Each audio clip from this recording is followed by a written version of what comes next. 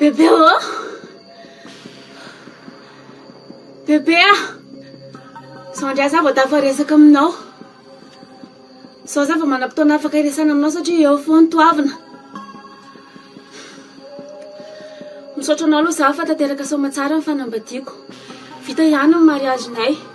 Nefa na vita reny dia tsy mety tomombana mihitsy ny fiainako satria za mbola miaina fitenitenana lava. Mbola miaina tebotebo foana. Bebe matahotra ange ny zavikelinao e.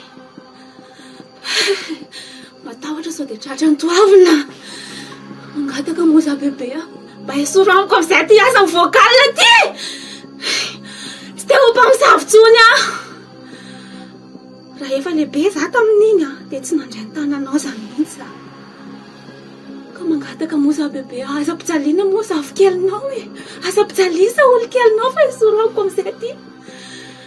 Nandeha tany amin'ilay olona mpandala zava-panahary eny izay androany. Tena nampy anahy hiala amin'ilay asa ny vocal izy.